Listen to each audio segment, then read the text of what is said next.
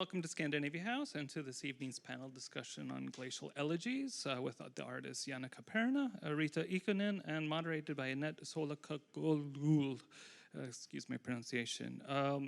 Zoë Foster was unable to make it to New York this week, so Annette is filling in. So thank you so much, Annette. This talk is in celebration of the launch of Jaanika's newly published monograph, Glacier Elegies, published by Terra Nova Press in 2022. And it is on sale, and Jaanika, I'm sure, will be very happy to have it signed as well. Jaanika Peerna is an Estonian-born artist and educator living and working in New York since 1998. Her work is in numerous private collections in the US and Europe and is a part of the France National d'Art Contemporaneum in Paris. And her performance, Glacier Elegy, was recently acquired by the Glen Vivian Museum in the UK. Riitta Ikonen is a Finnish photographer. Since 2011, she has been working on Eyes as Big as Plates, an ongoing collaborative photography and sculpture project with the Norwegian artist Caroline Horth. Ikonen has graduated from the Royal College of Art in London in 2008. She has since had installations at Tate Britain, developed the concepts for the London 2012 Olympic Delivery Authority, and exhibited at the Photographers Gallery in London, the Museum of Contemporary Art, Kiasma in Helsinki, Gulbenkian Foundation, and the Royal Academy of London. Amongst others. Upcoming exhibitions include those at the Barbican Centre in London and the Power Plant in Toronto. And moderating today is Annette Solakoglu. She is a photographer and filmmaker, originally from Sweden. She grew up in Germany and lives in New York State. Her personal work has been published and exhibited internationally. Her films have received numerous awards, including the Best Short Film at the Santa Barbara International Film Festival and the Humanitarian Award at the Cleveland International Film Festival. She received a 2020 IPA Silver Award and won the 2020 Julia Margaret Cameron Award in the Self-Portrait category. Her most recent portraiture series, Faces, Graces, was exhibited in a solo show at the Garrison Art Center in New York, and the series was acquired by the Putnam History Museum for its permanent collection. Over the past decade, Annette has taught documentary history at Vassar College and film production at Boston University. She graduated from Berlin University of the Arts, and she earned a Master's of Fine Arts degree from Boston University. At ICP in New York, Annette studied large format film photography with Richard Rotham. So please welcome the three distinguished artists.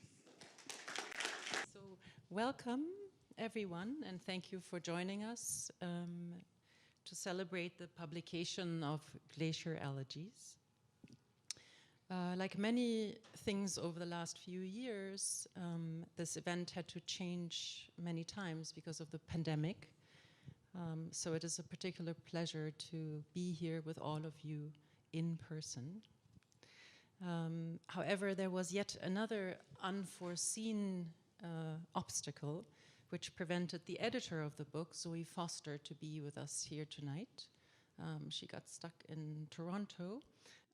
She was supposed to be here on my chair to lead the talk, so I'm just a filler and I'm literally speaking her words to you. So forgive me for any shortcomings. Zoë has been instrumental in the making of the book from the very beginning, and we wanted to thank her for her tremendous talent and work that she poured into this making of the book. It is extremely unfortunate that Zoë cannot be here tonight, and she made a video for all of us to be here for at least a few minutes. So let's give the stage to Zoë. Good evening, and welcome to the launch of Glacier Elegies, Jaanika Peerna's fantastic new book that covers the last 5 years of her practice. And a book that I was thrilled to work with Jaanika on as editor. I'm sorry I can't be there with you all this evening to celebrate the book and also to chair the talk between Jaanika and Riitta. But thank you so much to Annette for very kindly stepping in. Before the talk gets underway, I wanted to say a few words and read some words that I wrote for the preface back in May of 2021. Words that I think encapsulate some feelings I have about the work and about Jaanika. Some artists affect how we see the world. Jaanika Peerna is one of them. For much of the last decade, Peerna has focused her practice on climate change and melting glaciers. Her Glacier Elegy performances have touched a wide audience across the globe, brought together to share her horror and grief at this impending global catastrophe. But Peerna invites her audiences to become witnesses, to take collective responsibility for positive actions as we all move forward together into the future, touching the ice together. And I really feel that everyone here is touching the ice together with Jaanika this evening, and I wish you all a fantastic evening.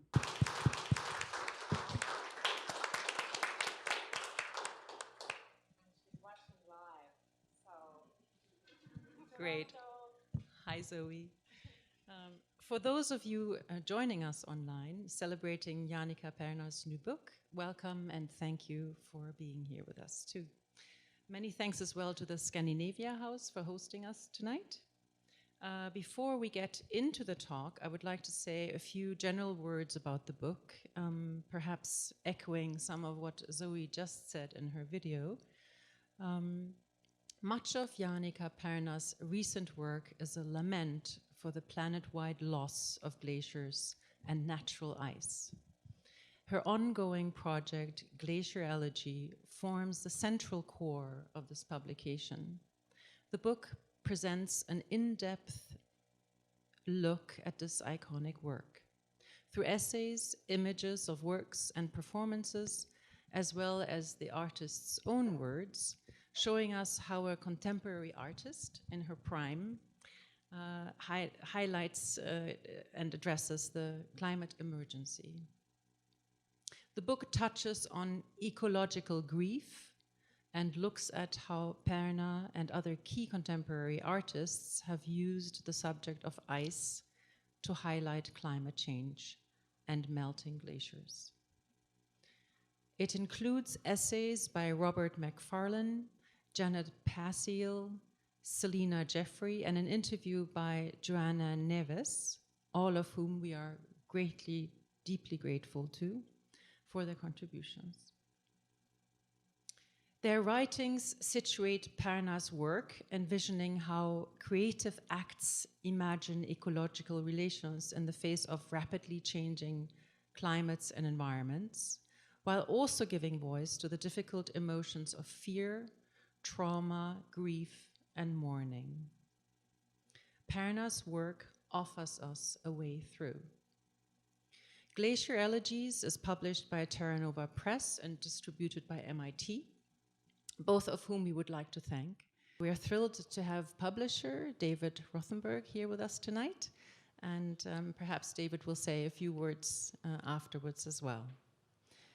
The book is available, as we already heard, for purchase, and Jaanika will be signing them for you as well after the talk.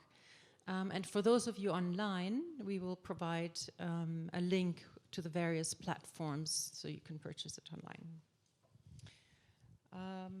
Now I am honored to sit here with Riitta and Jaanika. Welcome to you both. Thank you. Yes, Nordic sisters. I'm going to give you a little bit of a longer introduction to both artists' backgrounds and CVs than we have already heard.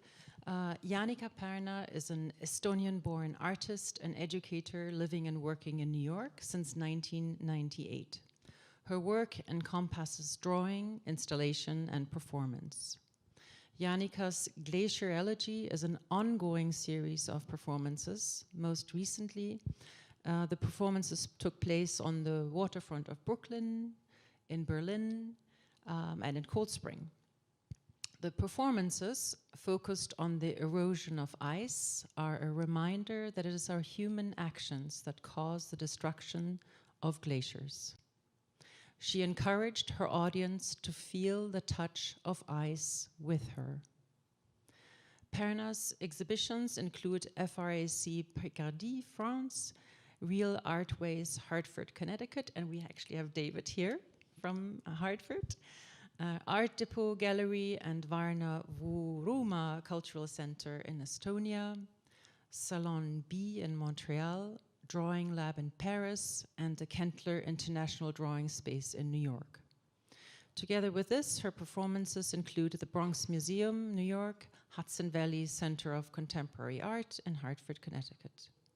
Her work is in important international collections, including the Benetton collection in Italy, the FNAC, which stands for French National Contemporary Art Collection in Paris, the Glenvivian Art Gallery in Wales, the Garrison Art Center, and the Kentler International Drawing Space here in New York. Likewise, Finnish artist Riitta Ikonen highlights themes such as climate change and the pollution of the Baltic Sea through her work. As well as this, the relationship between humans and the natural world is often at the core of her work. This is evident in her ongoing photography and sculpture project called Eyes as Big as a Plate, which she has been working on in collaboration with Norwegian artist Caroline Hjort since 2011. It's almost 12 years. Wow. Riitta's work threads together memory, myth, imagination in an anthropomorphic view of the world. She mediates interaction between people and their natural environment that materializes as performance, video, wearable sculptures, and photographic portraiture. Ikonen graduated from the Royal College of Art in London in 2008. She has since had installations at Tate Britain in London, developed concepts for the London 2012 Olympic Delivery Authority, and exhibited at the Photographers Gallery, also in London, the Museum of Contemporary Art in Helsinki, the Gulbenkian Foundation, which I believe is in Portugal. Global, yes, Gulbenkian. Gulbenkian, and the Royal Academy in London, amongst others. Upcoming exhibitions include the Barbican Centre in London and the Power Plant in Toronto. She splits her time between New York City and Finland. Now, just a few points of procedure before we start. This talk, again, is to be live streamed and recorded. We will have a chance to ask questions afterwards. And this is a good moment to silence your phones if you haven't done so. Firstly, I would like to talk about the physical book. Here's a photograph of the cover of the book and its creation. Jaanika, can you tell us a little about its inception, how you came to putting it all together, the process of putting it all together? Indeed, we're here in physical bodies, and to crunch 5 years of art into a thing that can be actually carried around, that's hard. What do you put in? What do you leave out? And also, from the beginning, I thought it should be something that is it should be an artwork. Book should be an artwork. So I sent some copies around. Maybe David, you can also send some others so people can actually touch this book. I believe after all this isolation we've had, that the sense of touch I've even heightened in my case, and the book is really should be touched in many ways, and I hope it touches you back. So it has all these different papers. It actually is kind of a pretty sensual thing because you can take a jacket off from it. Let's take the jacket off. See? What's left? Is it naked? Not quite yet. But yes, we have a picture of that too. But I wanted to show you the spine here that's otherwise hidden in the jacket. And so it was sort of like, how do you do this long distance, this physical thing? We created really long distance with designer in Estonia. Zoe, the editor, was at the time living in London. Then we had editors here. Who else was somewhere? Printers in Estonia. I was in upstate. So it was all sort of online communication and making a physical thing that should be good for hand. That was the material challenge. But I would say the hardest, toughest thing was editing your own CV. How tough that could be. Like, what do you leave in? What do you leave out? How do you line up all the facts? So anyway, it was a long process during our isolation. And I have to say, I still get shivers when I hold it in hands. I'm just very happy with it. With everyone's effort together, how it turned out it did come out, turned out to be an artwork. I also wanted to take a look at the different materials. You mentioned the threads in the back that hold the book together, the cover that comes apart, and also the incorporation of mylar, which is really your material. You hear? It's a deep breath from Jaanika. So Jaanika, you probably, most of you know that she draws a lot on mylar, and in the center of this book we see this section of, I think it's 3 pages, right, of mylar? 4. With 4 pages of mylar with drawings on it. It's really great that it's, I love it that it's right there in the core of the book. Maybe you can talk about that a little bit. I mean, how could you leave out mylar? Like, you can't. And we had to wait like 4 weeks to actually get it because the printers didn't have it and said, do you want the book on time or we wait for mylar? And then, of course, in Europe, it's not called mylar. It's something else. Like in Estonia, it's called kalka, I think. So in Europe, they don't use brand names, right? They actually talk about materials, not brands. But so we waited for that, and I think it was worth it.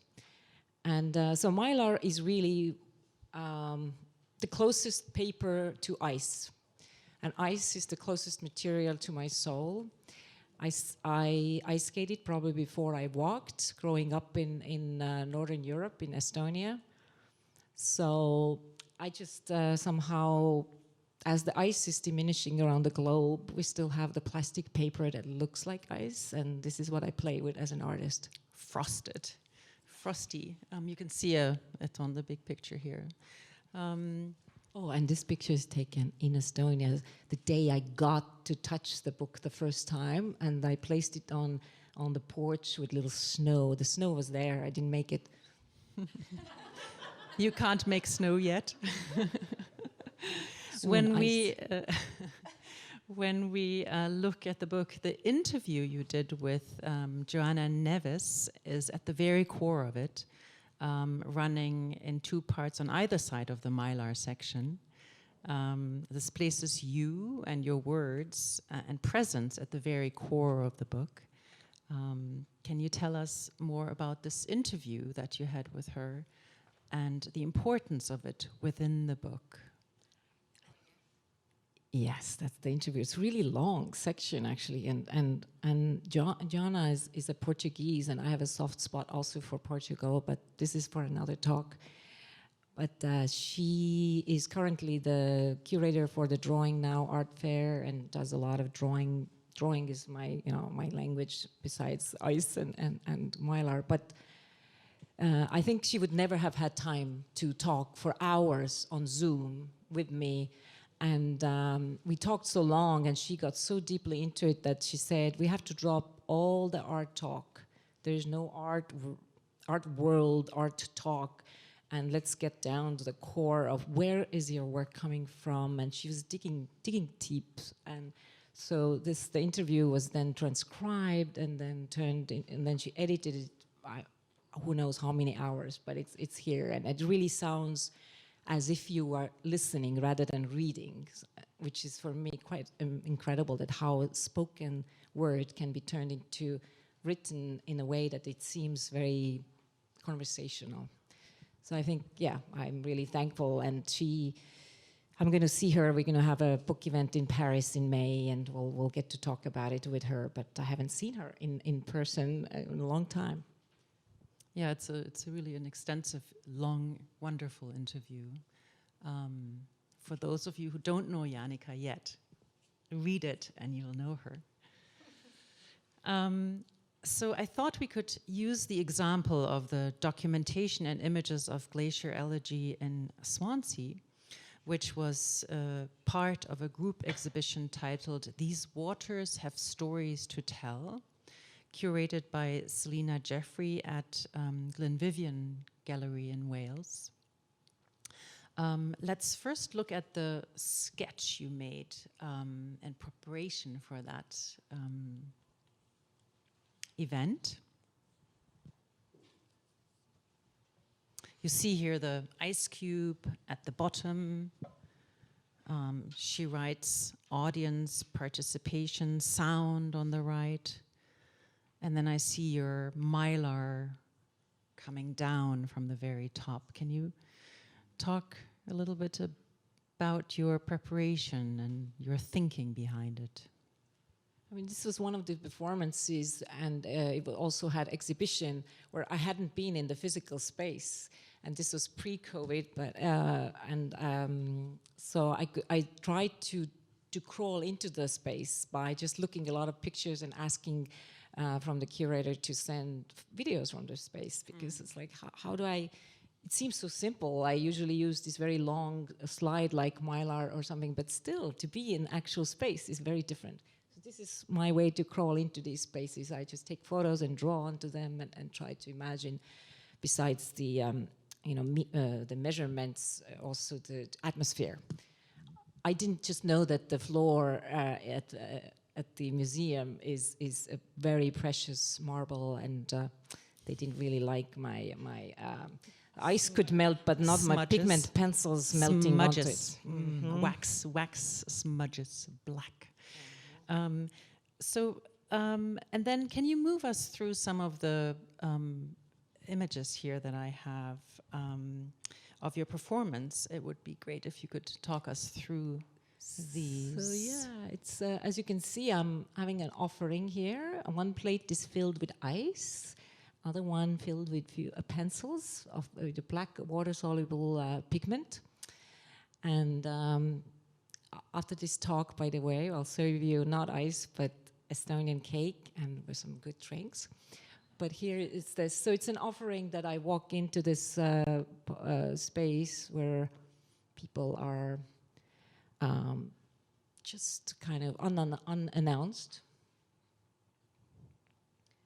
And then the mylar that was on the sketch before, coming down from that balcony, first stages is kind of just, these are actual pages from the book, so you see them, but the numbers were off, so we were so worried that the numbers are a little bit off here. So it's not page 200, in the book it's 202 or something, but anyway.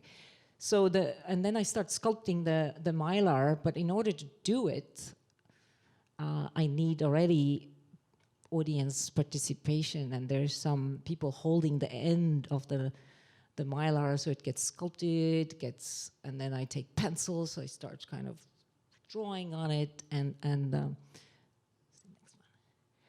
then bring in some audience members if I dare to give up some pencils. And at some point, it's like it just somehow becomes this collective drawing. And actually, what's really important is the sound. We don't hear the sound here. You should come to some of the performances, because the sound becomes almost more important than visual. People are starting to synchronize as they tap into the mylar that's plastic, essentially, and there's something really magical about this very moment. I just remember I stood aside and just listened how they synchronized with the sound, so the drawing just, you can't tell where the sound ends and drawing starts, and the other way around.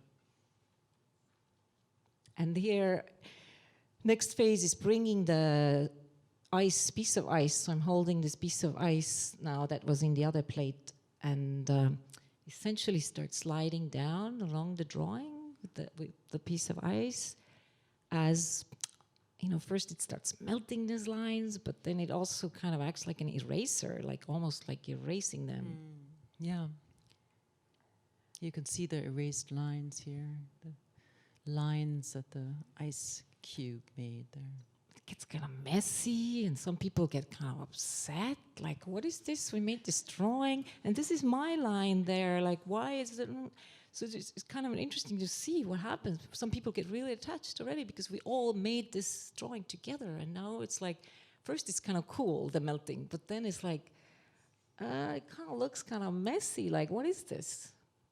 And so I just usually, it depends how long it lasts, the performance. Sometimes it gets more washed down, sometimes it has more drawn lines, but often the drawing just is left there to be witnessed and watched, and as it keeps melting and changing.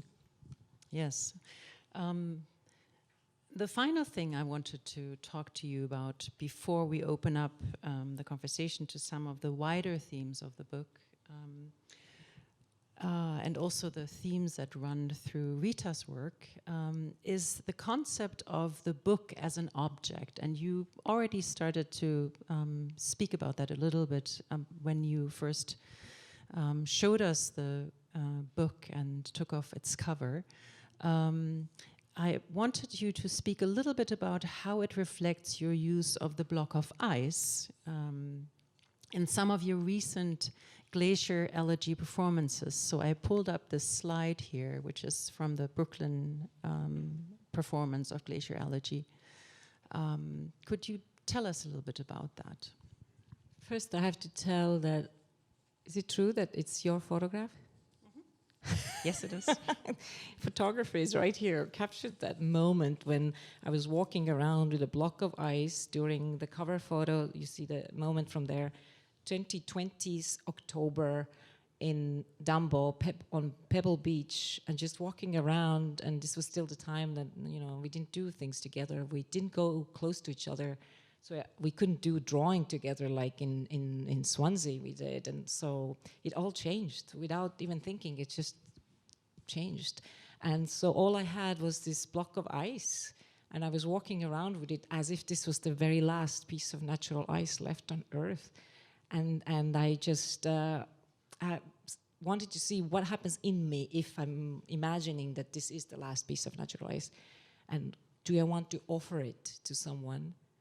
Do I want to hold on to it? And then it melts really fast if I hold it close to my heart. Do I want to break it? Do I want to throw it? So yeah, this sort of changed a lot without even planning it. This is the outdoor performance in Brooklyn. Yeah. I want to open up the wider conversation between you both, discussing now the importance of place. You both recently described yourselves as Nordic sisters. I heard it here a little moment ago also, which I love. Although you are both now based in New York, can we discuss your shared experiences from cold climate childhoods in Estonia and Finland, and how this extreme weather has influenced your art making? So, yeah, the forces of nature, the effects of those on your works. Can you speak to that a little bit? Maybe we start with Riitta. It's funny, somebody was saying just a few days ago that it's so nice we have these extreme, like long, light days now. And then, it must be so hard in Finland when it's dark all the time. And it's like, well, we grow up in that. You don't really question it. That's just how it is. At least that's how it was with me. It's like, okay, so you don't see the sun all day because you go to school before the sun comes up, and you get out of school after the sun has already way gone down. So, are we sort of frozen kids here? I don't know. But You come from way further north than I do. No, just a little bit of a water away. Not that. Oh, but northern Finland is like a whole other thing. Yes. We're not, I'm not extreme north. I'm like middle north. Middle North Finland. Not quite the Santa Claus home. No. But actually, we have the Santa Claus city present here. yes, Lada.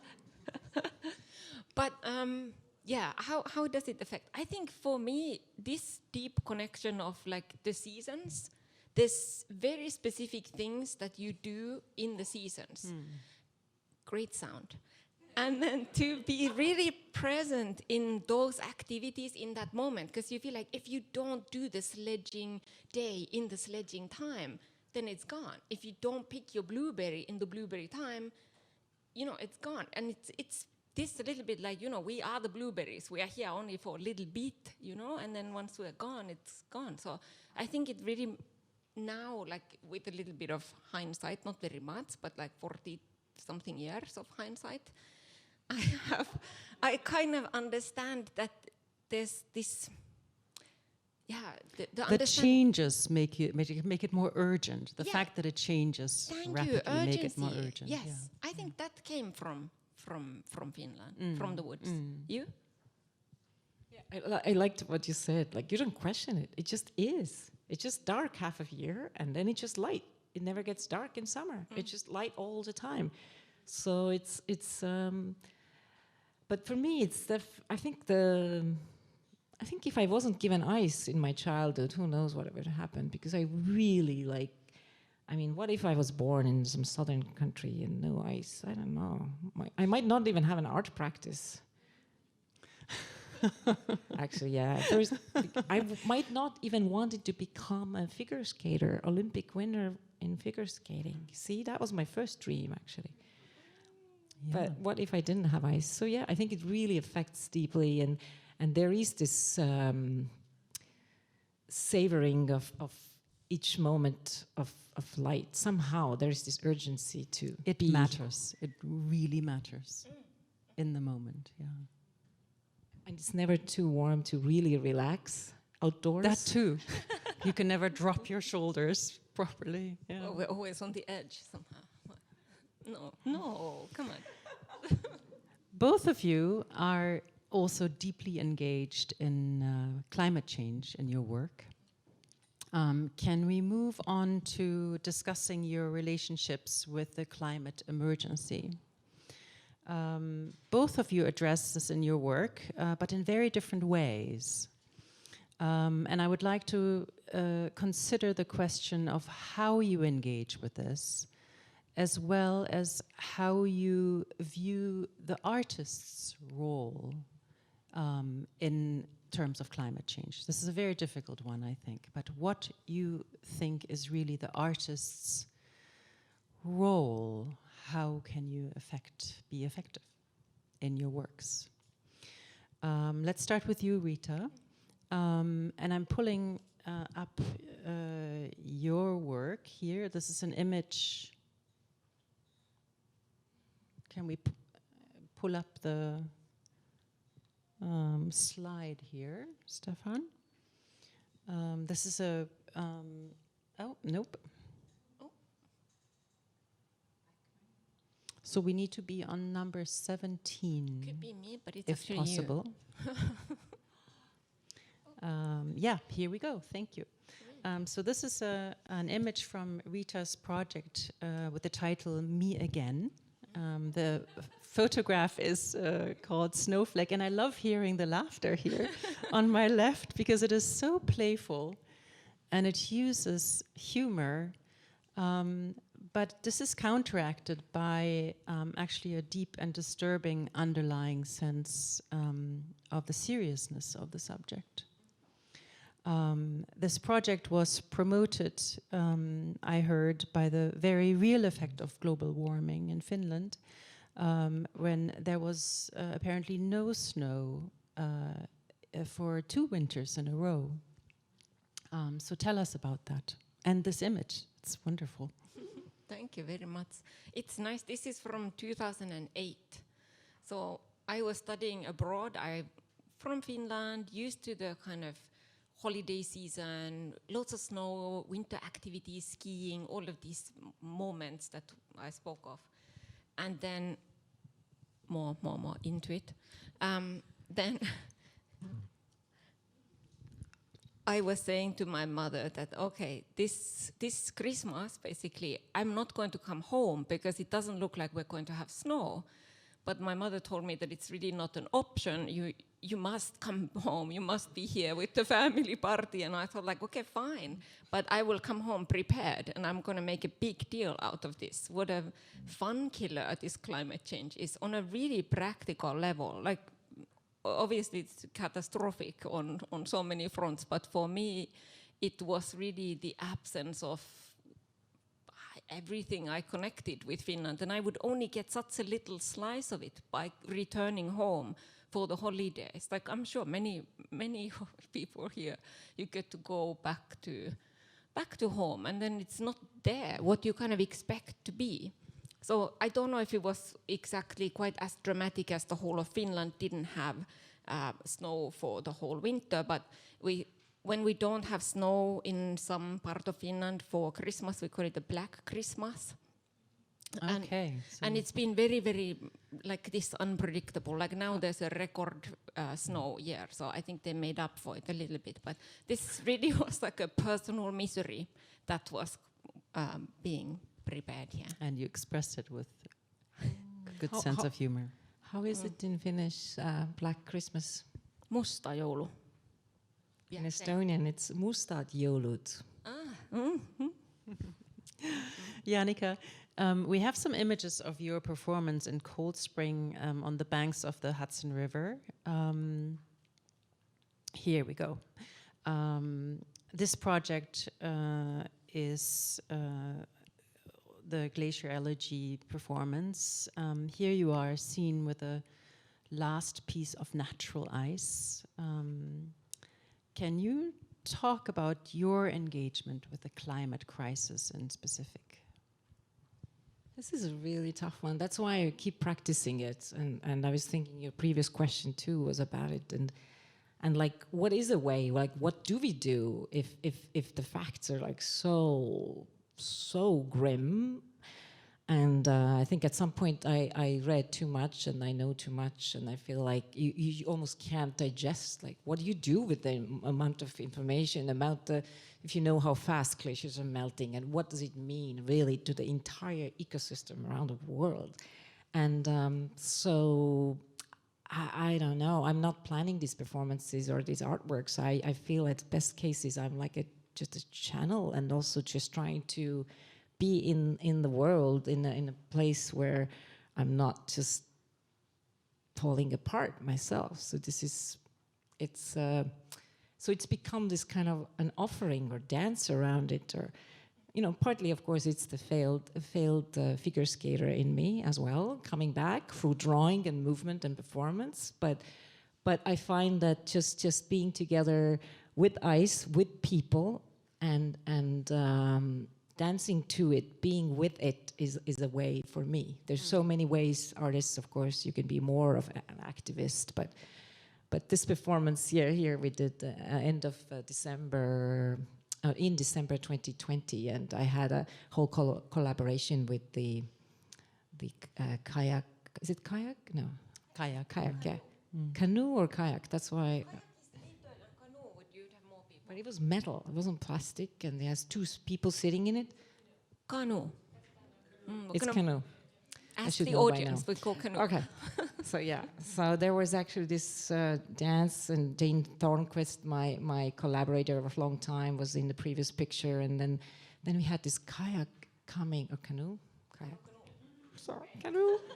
Coming towards us slowly, and reaching out their arms from that as they got closer. There's no more pictures of it, right? As they get closer? No. Okay. There's no. Here I still have that piece of ice, but basically they wanted that last piece of ice. This is all I had, right? And they just took it away from me and left with the kayak south towards New York City. I'm not sure where the piece of ice is now, but this was what happened. This is a beautiful question, actually, where the piece of ice is. And I also wanted to point out to the audience the wearable sculpture on Jaanika's back, also made of mylar, one of her sculptures. Looking at this Let me see if there's another picture of the no. This brings me to the next question I have for you. Looking at this in more detail, the book touches on ecological grief and looks at how you, Jaanika, and other key contemporary artists have used the subject of ice to highlight the global climate emergency. Let's consider this in both of your work. Jaanika, here is a image I pulled up from your series called Screech of Ice. They're drawings made in direct response to the sound of ice melting. Can you describe a little bit the process of making these works and also your feeling and thinking in those moments of listening to the ice?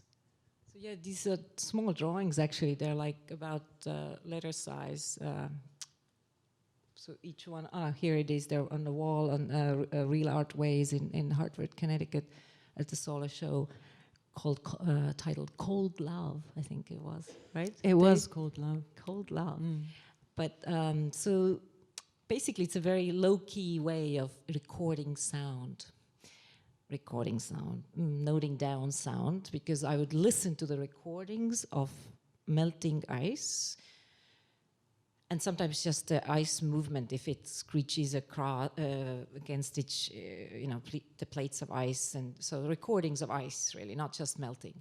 And then I have a bundle of pencils, like now I'm having the microphone, but I would have a bundle of pencils, and the pencils would draw from the bottom, and then literally what I'm trying to do is not think and not feel anything, but to be the direct conduit from the sound I'm hearing to the movement of these pencils in my hand.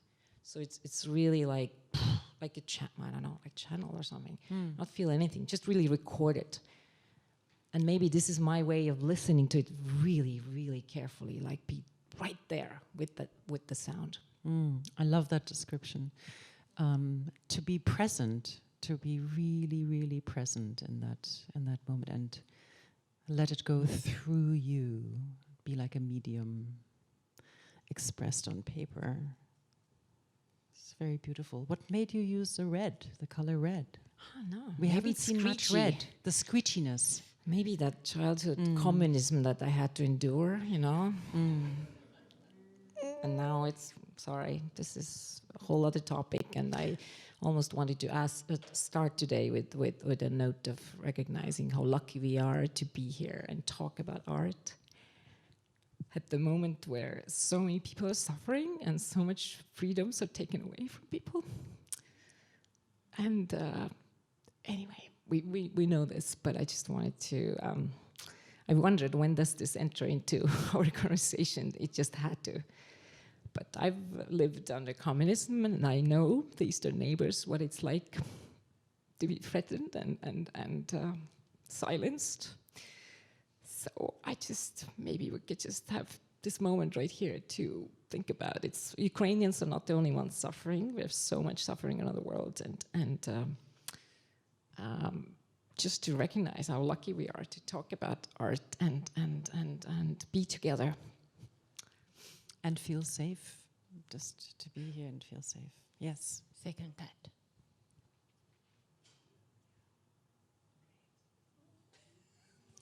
The color red brought us to that, actually. Yeah. Yes, thank you for bringing that in, actually. It's really important. Riitta, I want to first look at the same question of the use of ice in your work through this image. It is, again, from your series called Me Again, Floating Glacier. Can you also talk to us a little bit about how you use ice in your work? Yeah, good acknowledgement, totally agree. We are totally privileged to be here, talk about art and ice. Yeah. I use a lot of humor, not the moment to bring it in, but that's where we are here.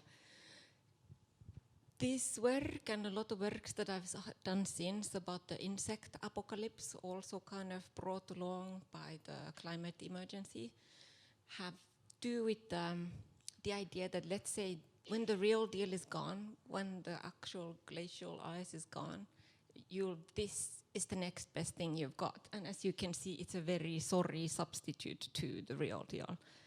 But I've also enacted different bugs and beetles and butterflies. So once these guys are not around, then I, as an artist, will do my very best to step in and replace. But doesn't obviously happen. But I think when it comes to really grim subjects, like what we're talking about, humor is a good way to cut through a lot of the noise and to get to people, because we're all together overwhelmed by what we're faced with.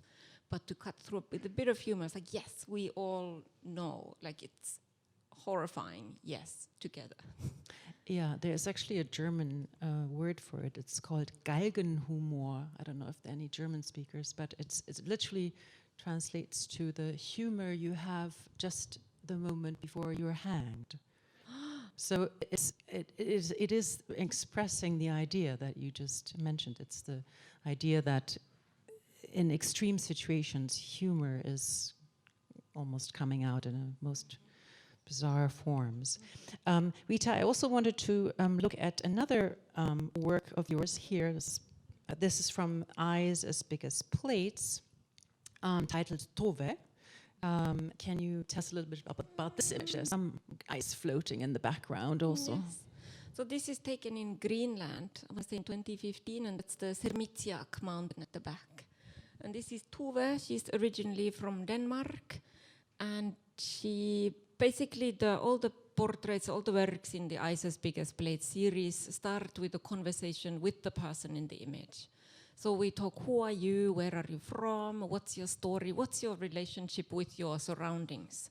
And then from those conversations, then we start creating the image. Then when I say we, this is a collaboration with Caroline, this 12-year-long project. So this image, like what the project started originally looking at folk tales really, and personifications of natural phenomena. It's like things that would be scary and people would explain them in human form. So now we kind of dropped the folk tale after people poo-pooed us quite quickly that we were looking into like children's stories. But when we go around, we still ask people, is there some local folk tale that holds relevance, that kind of helps you kind of navigate your surroundings? So in this one, Tove is actually personifying the mother of the sea, which is quite a famous folk tale in Greenland, where there is the mother of the sea who lives in the bottom of the ocean. And when we humans have done something wrong, or we've misbehaved, or we've broken some taboos, all the marine life gets tangled up in the hair of the mother of the sea. And basically we run out of fishing luck and run out of food. So it's the unfortunate task of the shaman in the community to go down, travel down, to negotiate and meet the mother of the sea and ask, like, okay, what is it? Like, what's the message? What should we change? And then come back to the community and then relay that message, like, okay, fish in moderation, don't take more than you need, basic stuff. But really conversation when we visited Greenland this time about like living in a good conversation with nature, especially like how you give and take and how this conversation should look like. And the fact that this folktale, there's a statue still in the harbor of Nuuk of this, that the fact that this folktale still felt relevant was like, okay, this conversation of humans and the idea that even there is a human and nature and that we are somehow separated, that this conversation is very relevant and timely. So yeah, this is Tove. There's more about Tove still. How difficult was it to have these the floating ice in the background of the shot? We had nothing to. They were very independent creatures. You didn't. No. We hose them and pull them. Oh, if only. No. They really. We were just passers by. We don't. I mean, I can claim some dictatorship over the very small one that's sitting on the rocks there. But the bigger ones were just doing their own beautiful thing. Ice, beautiful. Ice memory is another key issue the book touches on. This is the information inside of the air bubbles within glaciers that have been found to contain historic information from many centuries ago, losing because of the disappearance of the glaciers. Robert Macfarlane specifically talks about this in his essay in the book, where he poignantly gives us this description. Each of those air bubbles is a museum. Jaanika, your grief at glacier loss comes from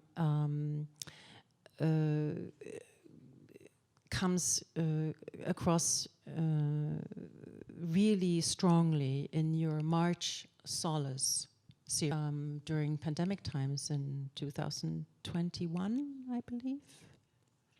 2021. I have some images that I want to pull up. This is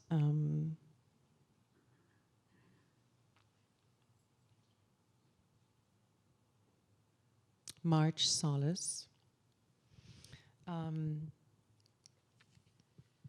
So maybe you can tell us a little bit about this creation of this series. I mean, the ice memory idea is not idea, but the fact is amazing. I mean, anyway, the essay, how could somebody even write so well about science in such a clear way and about these tiny air bubbles that hold so much? And so that has been kind of an amazing scientific fact for me, and I've been following this scientist going and drilling into ice, taking out cores, numbering, systematizing, freezing ice just to keep that memory. So that's been kind of in the back of my mind as one of these little things. But the March Solace was really born when we were all shut down 2020. Hey, Gary. And no performances, no traveling, no. So and these are essentially photographs taken from my installations of different places. I can recognize one moment is from the Real Artways, another one is from my studio, so different ones. And then I started looking at them, as a lot of us probably did, right? Just like, what have I done? Looking at photos, and then I don't know, somehow I just got some of them printed out, and so they were, and started drawing onto them. There was something about just adding to them and being in physical relationship with what had been. And we actually brought one of the works in flesh there, that's on the right there, so you can really see it. It's very different to look at photographic works that are based on photographic imagery, even if it has drawings through projection. It's very different to actually look at it physically. So that's why we brought one of the works here, so you can see it later. So there was something about the solace, about losing, and now we were shut down during COVID, kind of on our own, with the loss of many other things in addition to ice. And I don't know, there's no explanation, but it just was born, and it's ongoing series. Yeah, very nice. And Riitta, in your Eyes as Big as Plates series, Jakob, the figure seen here to be sort of emerging from the melting ice, and it seems to represent the preciousness of the information or the history that is contained in the ice, that is emerging here and perhaps being lost, as in the concept of ice memory. That this is really a beautiful article in Jaanika's book about that. So tell us, Riitta, what you thought in creating this work. I think it's much more interesting what Jakob thought about creating this work. I mean, I had many thoughts, but at the end of the shoot, Jakob told us that, yeah, whatever, it was just a regular day. But I thought, I'm going to read a little bit. I thought I'd show you. We can show, but just the project is very much about meeting people and finding out their stories. So I thought instead of me rambling, I'm gonna read a little. It's not very long, bear with me. So again, we are back in Greenland in 2015. Jakob grew up in a fishing family of 7 siblings in Arsuk on the southwestern coast of Greenland.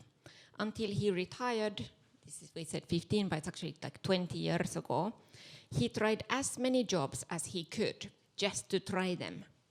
He has worked in a cryolite mine, sailed as a fisherman on Faroese and Norwegian boats, trained as a police officer in Greenland, but didn't like it and bought a taxi instead. Has worked as a whaler in Tromsø and Spitsbergen, where he also sailed for shrimp, studied at the Skagen Maritime School to be a skipper, was one of the founders of the largest maritime training school in Greenland, and worked as an inspector on board the many sailing boats and trawlers that feed the Arctic Command with iceberg research data. His favorite out of all these jobs, despite his incurable seasickness, has always been cod fishing. And then we go to stone polishing. I'm going to skip a little. And then Jakob moved to the capital when he was 13 to go to school, and he has called Nuuk home ever since. Having lived his whole life observing, avoiding, respecting, counting, working, and living surrounded by ice, and interpreting the weather and the climate, Jakob is acutely aware of the rapid changes in his country. Suddenly, the seasons are no longer predictable, and he can see the inland ice melting away at great speed. The tide keeps crawling higher and higher, and the reindeer have started migrating in large numbers, appearing on shores which used to be covered in ice. Climate change is a constant topic of conversation in the community, says Jakob. After that, ice is the only thing in the world he is afraid of, before letting out a roar of laughter, smiling his permanent smile with his whole body. And he says, a change is always unpredictable. You have to live life to the max because of the conditions of our land. This is life, so we enjoy it. Beautiful. Big fans of Jakob.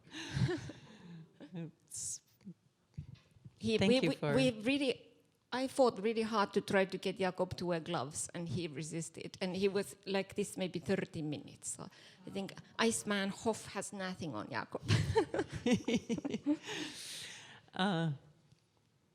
Thank you for sharing his words. Another key factor in both your work is the relationship to nature and the beauty of nature. Both of you celebrate nature in different ways and use this relationship with nature as a way to precipitate change with your audience. You both use a compassionate approach to climate change rather than activism, underlined by the importance of empathy. I know, Jaanika, that you have once described your relationship with nature as morbid.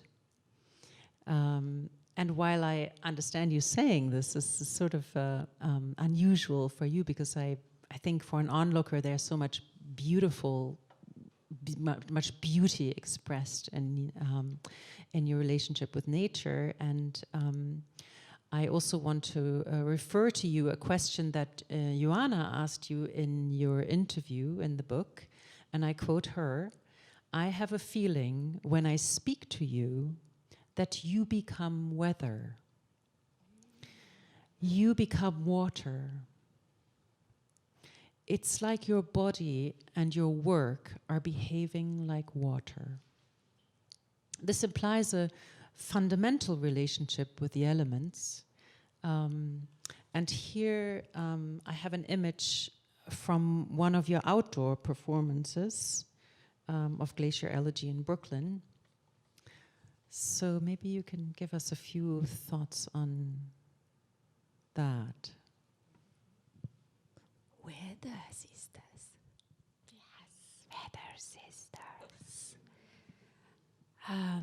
I mean, I got shivers when you read that. I don't remember that, but I guess it's in the interview. I should go and get the book and read it. But as I said in the beginning, she really tuned in, and that was just, that's why some people make visual art, some people write, some people make music. We all have our strengths and weaknesses, but I think there is definitely a lot of blending. Like, I can't tell where the ice starts and ends, where my body starts and air begins, and during performances I can't tell where I end and the audience starts. So it's all in best moments. I'm so tuned in that I think I'm very present, but I'm very also aware of what has been before me and what will come. There have been moments like this, and I don't think I've achieved it alone in the studio. Those moments have been actually way more stronger with doing performances in public. There's something about it where we all, as we are here today, it's incredible what we can offer each other in that way. Yeah. And Riitta, I was also struck by this quote by Roy Scranton, which you have incorporated into your new book, which talks about this empathy that I mentioned.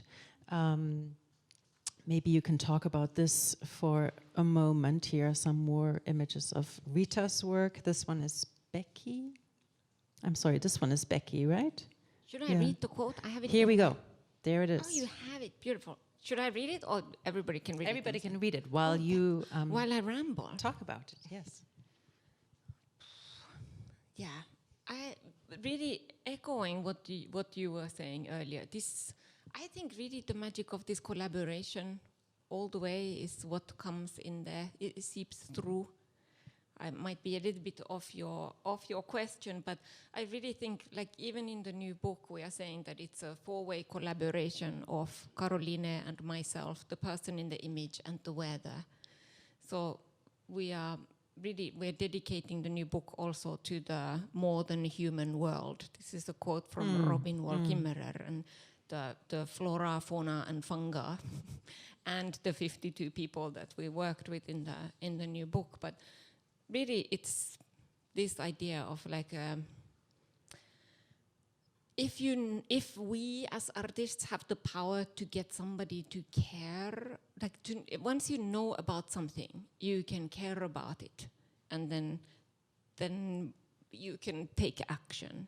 So really, what you were asking before about activism or being involved, I think we have this kind of subtle activism where it's like a secret. We don't really, we're just kind of like nudging, pushing buttons there, secret. Reminding in the moment. For me, I mean, I have been present at many of Jaanika's live performances, and if I were to try to interpret what I'm feeling in the question of, is this activism or is it teaching empathy?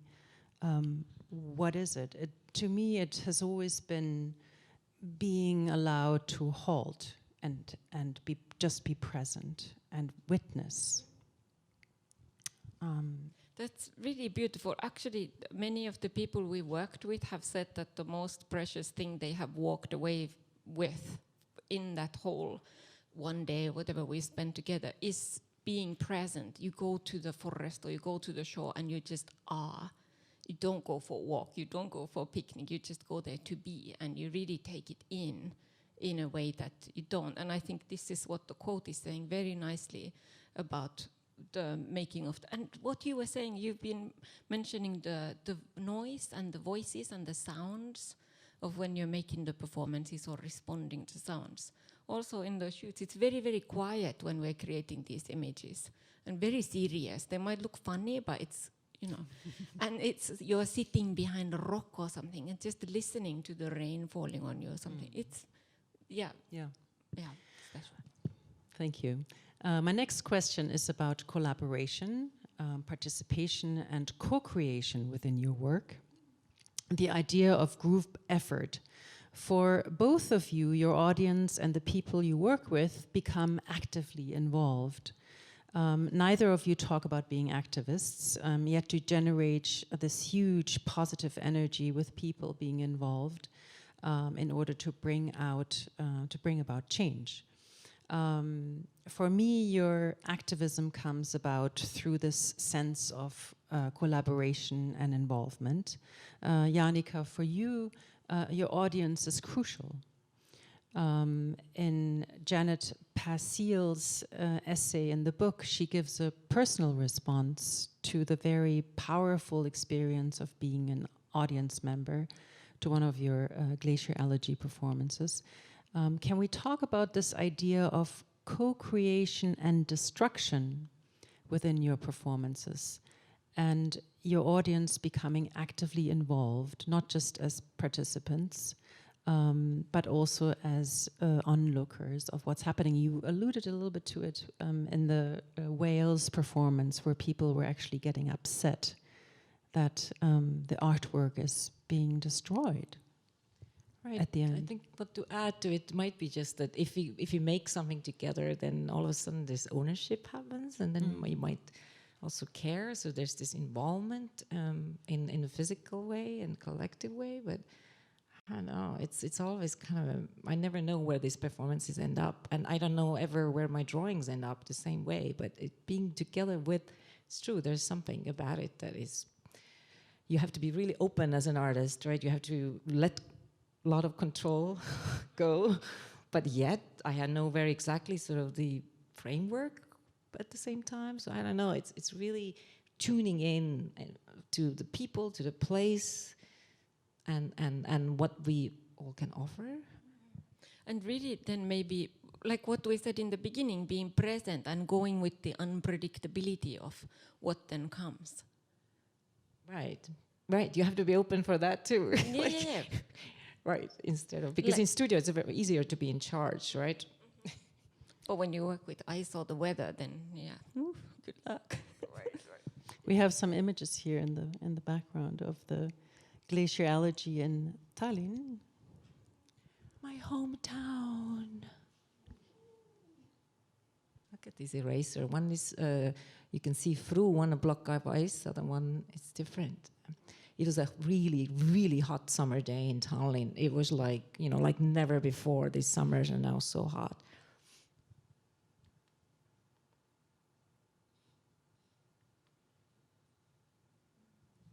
the Mylar ended up in a lake, right? Or is this This was a performance that started in gallery space, and then it moved across Estonia.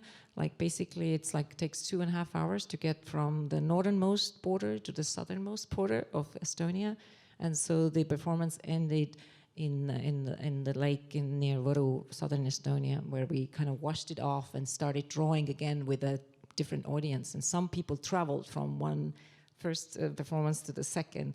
And joined in here, and we were drawing in water, and incredible wind it was really actually scary, because the wind was so strong that people really were wondering, like, is this meant to be like this? Like a sail, the Mylar took off. It's great to see the kids there. And then we walked the piece that we had drawn on and cleaned to the gallery space in Võru. And Riitta, there is also a very strong sense of joint experience in your collaborations. You've already read Jakob's words to us. It has been described as there is an ambiguity in the photographs between the natural and the human realm, reflecting complex phenomenon of humanity's geological impact on Earth's systems today. As both actors and victims of ecological alterations, human agency is now so embedded within nature that the distinction between subject and object becomes obsolete. And this is an image called Nuka, correct? Beautifully said. Was that Zoe? No, I don't know where this very quote nice. is. We will find out for you and let you know. Finally, can we talk about water? The draw of water and the connection through water. Water is a central element to climate change, seen in rising water levels as well as melting glaciers. Jaanika, in the interview in the book, you talk about your realization that the same water in the sea is connecting people everywhere. This is true, right? Yeah, it's true. The political and the geographic connections. So maybe you can talk. Yeah, I mean, I still do think about this being stuck on the shores of the Baltic Sea in Estonia growing up, and the same line where I was standing as a kid or dreaming or walking on snow or on sand was the westernmost border of Soviet Union. So I knew I can't cross that line. We could look and see people sometimes did take off on rubber boats and on rowing across, and it has all happened. People escaped communism, but I didn't have those thoughts. Like, I just had this solace of thinking of this water that was coming to my toes, and I thought, like, wow, the same water that touches my toes right now has been in Southern Africa or anywhere, right? It just travels around. It freezes, it melts, it moves around. It has all the freedoms, no passport, nothing needed. And that was sort of like, that was really enough for me to imagine that I'm everywhere if I'm with water. Yeah. And also, Jaanika, to the point of water, much of your work considers the concepts of the change of form and fluidity, from solid to liquid, the movement between ice, water, and steam. In Big Melt, the series you made, this work becomes a visual metaphor for rapid glacier melt, capturing the moment solid turns to liquid. Am I saying this right? Can we quickly look at that? I'm going to pull up some. Not lose the people. They're so ready to eat the cake. Pictures here. This is our last. Okay. one. Yes. I mean, isn't this amazing that in 1 degree difference, a solid turns into liquid? So in these Big Melt series of works, I've just tried to be right there in the middle, where to capture the moment when something melts. You can't really stop there, but you can somehow bring it to your awareness that there's a moment where solid becomes liquid. It's just a matter of one degree temperature change. And this is what we're talking about now, right? Globally, we're trying to keep the climate change of the warming to 1.5 degrees. And how important this is if globally the climate change is 1 degree warmer. Like, what a mess it causes. Yeah. Thank you, both of you. I'd now like to open the discussion to questions from the audience. For that, we need a microphone. So please wait to be receiving the microphone before you speak. Questions?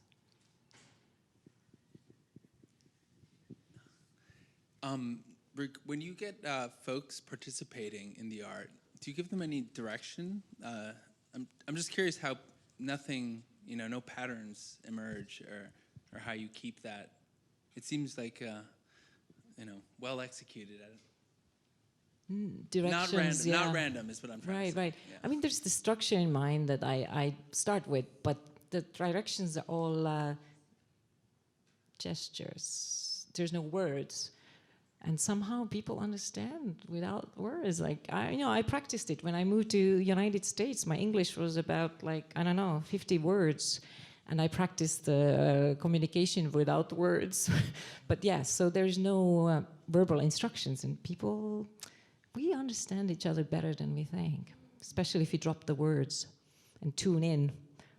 But yeah, so there's a general structure in my mind, but I let also the situation to take it to different places.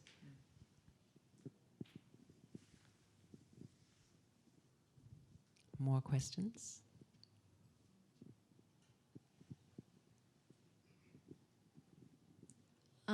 I was curious about your use of Mylar, since it is plastic, and that is at the heart in so many ways of the climate crisis. And your work is so much inspired about the climate crisis, so it's kind of this paradox happening, in that your material is the very thing that you're you know what I'm saying. Anyways, so I'm just curious, like, what your thought process is behind that, and how do you balance this, like, saying, okay, I'm doing it for, you know, aesthetic and, you know, conceptual value, but at the same time, you're sacrificing a bit of the morality that goes into the work, in my opinion. Right, living is really dangerous to Earth. The fact we're here, that we exist, is already a sin, right? Because we just consume and we hurt, and that's what we often do. So it's really hard to live with it. And then imagine now that if you buy plastic too, right? Today we have like plastic cups. I was worrying about it. So like, oh, and then Kyle said from Scandinavia, I said, no, but they're made from corn. So, and so I totally hear you when you say this. And then my answer to it is that it really depends what we do with the materials and the resources we have. You know, obviously plastic on its own, you know, it's just plastic, you know. We shouldn't be throwing it into oceans and using it once and then getting rid of it, because it's kind of interesting. We didn't touch this, but it is interesting that I was worrying about it already 15 years ago when I started using the Mylar, and then I tried to use every piece and wash it and draw again and wash it and draw again. And also the sculptural forms that we see, we didn't see images of the sculptural installations, but I make the failed drawings into, I cut them very methodically and then hang them, make sculptures out of it. So there is an internal recycling of it, and somehow, oddly, I don't feel any not very bad about using it, but it's a material to I don't know. I love it. It's a beautiful material. A treasure for her. Any more questions?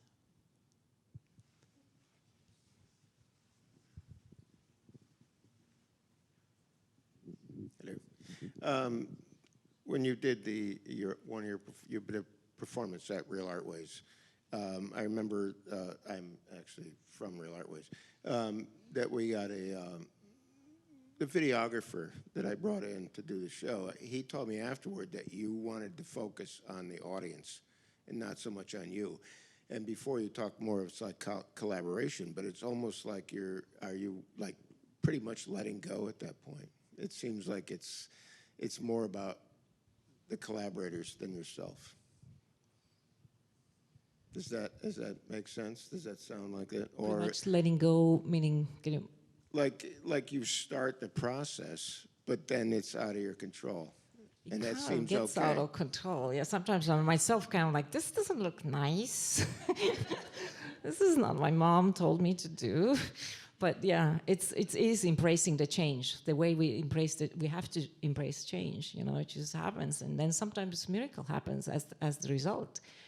But yeah, so it's true. The performance in Real Artways was somehow amazing because we have two really long pieces of Mylar, and it became really chaotic at some point, and people didn't want to give up pencils anymore, and they were like, I can jump higher with the pencil, and there was a whole dramatic things lived through in this tiny community of that performance, right?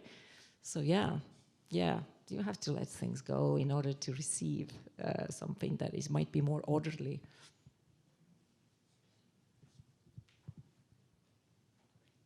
Anybody else? Yes, here in the front. When is your next performance? Hang on just one second. We need the microphone because we're recording this. Thank you. When is your next performance?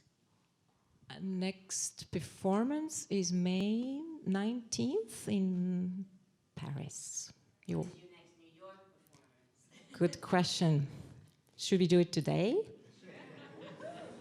Yeah? Yes. Kyle, what do you say? I know. What are we talking about here? We have to. Ed has left. The director has left. So maybe let's party. And there's outdoors also. Yeah, I don't have a other good answer besides maybe we could just do it today. Stony Brook, that's right. This summer, maybe Jane knows. Jane is organizing, my gallerist is organizing a performance on Long Island because there will be exhibition in Stony Brook University, group show, women artists, all on water. And as part of it, on Long Island, we'll do actions, performances this summer. So Do you know more about it, Jane? August, or hopefully August, maybe end of July. And hopefully it'll be in collaboration with an art center out in Long Island on the East End. Great. More questions? Yes. Can we give the microphone to the front? Thank you. The image of the snowflake with the person in it, what material was that? How did you design that? What happened to the rest of the person? Gets chopped. I'm still here. It was me. Just I had black leggings, so they blended on the ground. But the rest of them, the snowflake was just leftover fabric I found from some scrap store in London. I was in London at the time. And then I found some tubing. I actually still have the costume in my attic. It doesn't look too great, but it exists. But yeah, just leftover materials and some tubing. So if we looked at it again, would we see your black leggings? Yes. Oh, okay. Full story is there. Do you have a book here also, Riitta? I do have. I That brought people something. can look at? Yes. So we have 2 books. This is the book number 1, which is sold out. But I brought 1 copy just to show. This is like the origin story of the project. And then we have for sale also the book number 2, which just came out. So we haven't even had an opening in New York yet. So I'm just secretly kind of like a second book. Whoops, here. Don't tell anyone. No, This don't tell anybody. Event is but happening. We have the books here. It's like this, but similar size, but a little bigger, a little better, a little grander. This was the first push. But yeah, there's another book. Great, you guys can find her legs in it. More questions? Find my legs. Are there more questions from the audience? No. David, can you please take the microphone? David is the publisher of the book, Terra Nova Press. Thanks, Annette. Thanks, everyone, for coming tonight. Thanks, Kyle and Scandinavia House for putting on this event, and everyone for tuning in. Thanks to our authors and artists, Jaanika Peerna, Riitta Ikonen.